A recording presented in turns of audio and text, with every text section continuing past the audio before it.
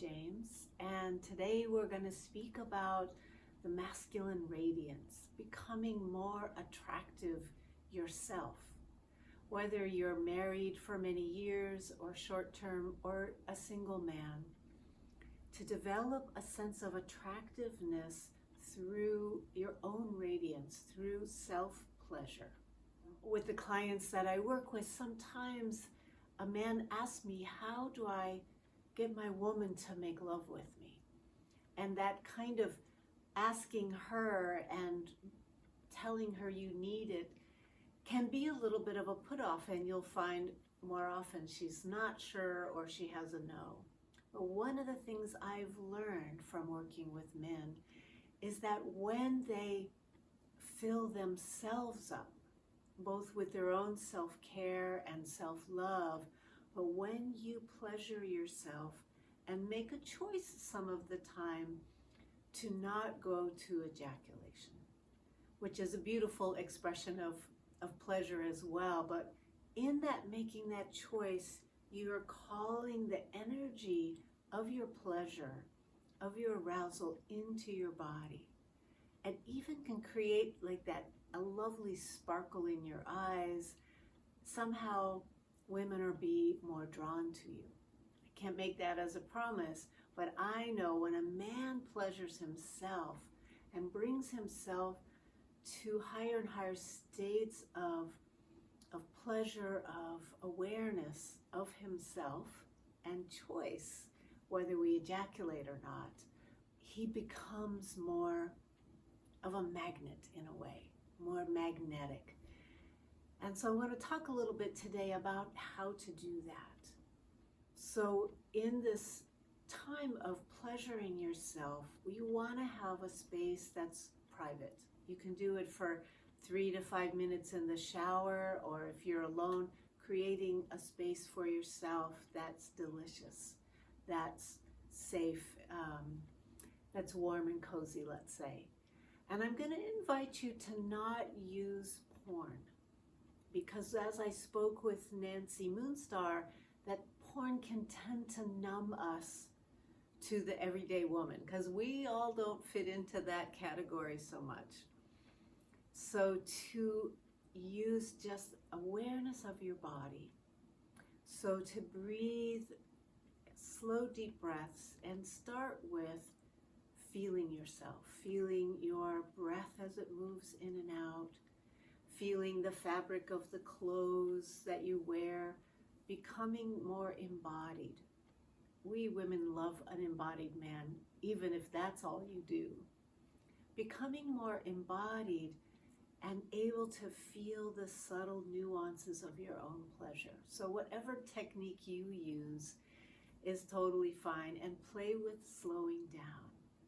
So as you slow down and bring that pleasure, like touching yourself gently, touching the places that are erogenous for you, and watching how far towards that urge to ejaculate do you get. In other words, choosing not to get to the point of ejaculation inevitability. So when I work with clients, I have them learn to feel, are they somewhere between the scale of 1 to 10, 10 being that point of no return, let's say, where they are in that scale. And just bring yourself up a little ways, 2, 3, 4, and then relax and let it come back down. Once you get to know where your body jumps, so those of you that ejaculate before you wish to, sometimes you can go from a 5 to ejaculation. Sometimes you can learn to go all the way up to 8, 9 and just ride in that high pleasure place and have choice. So the practice is to touch yourself and feel that beautiful tingle of arousal, feeling the changes in your body and feeling that sense of pleasure. You'll notice if you inhale, slowly in and out as you touch yourself, that breath And if you're in a space where you feel comfortable to make sound, that sound can enhance your own pleasure.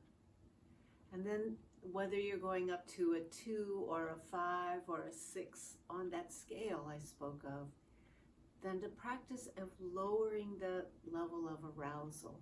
So we call that the big draw. So you'll take a really deep breath in and hold it really tight. And exhale very slowly. Now, key piece of the big draw is that it's a reverse abdominal breath. A reverse abdominal breath means that as you inhale, rather than you letting your belly expand, you're going to pull the abdominal muscles towards the spine. You're going to pull the pelvic floor muscles, the PC muscles, also known as Kegels, up and in. So you have that hold of the charge, and you hold your breath. You can even tighten all of your body and then breathe and relax everything that you hold. So even in the process of making love, you can do that one, but you need to clue your partner into that. And regardless of whether you're with a woman or a man or a bigendered creature, when you practice this for yourself, you begin to have the neural pathway connection to your sexuality and to where you are on the scale towards ejaculation.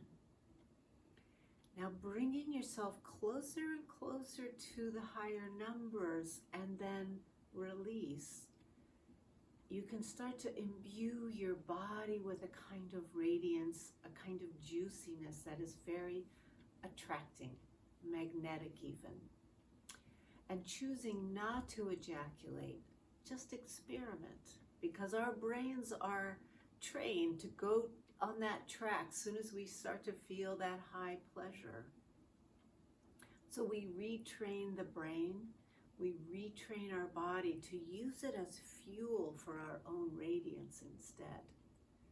And if you start to feel that tension that can happen sometimes in the testicles if you don't ejaculate, just do the big draw a few more times to disperse the intensity of energy in your groin and breathe it up.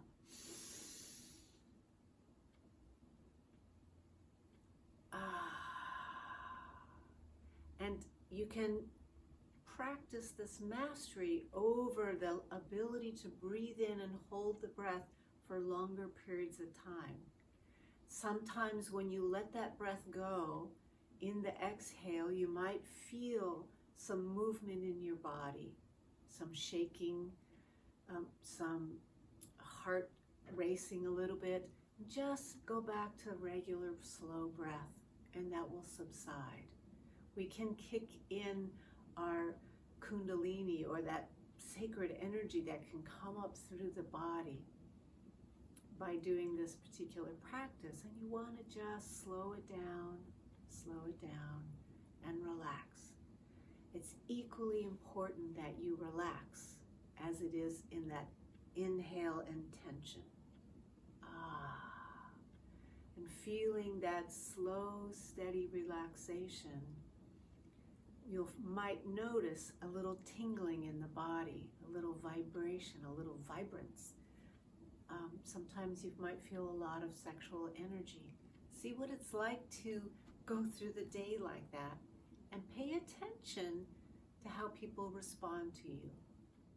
So this is a practice, just like meditation is a practice, becoming aware in your body, becoming aware of that scale of 1 to 10 where you are in self-pleasuring, and then noticing how it feels, how your breath feels, how your heart feels.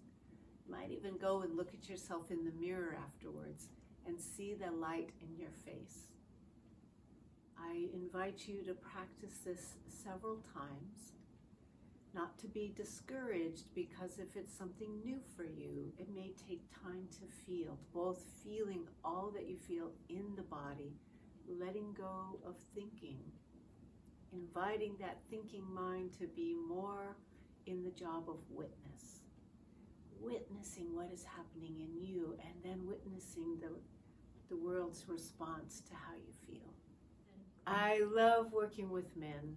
At the bottom of the page, you will see the invitation for a discovery session with me. It is free, and you pick a date and we can talk on the phone for 20 minutes.